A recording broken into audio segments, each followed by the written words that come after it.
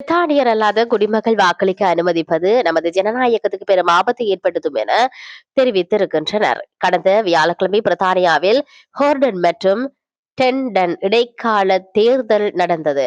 அதில் the green party வரலாற்று வெற்றி பெற்றது.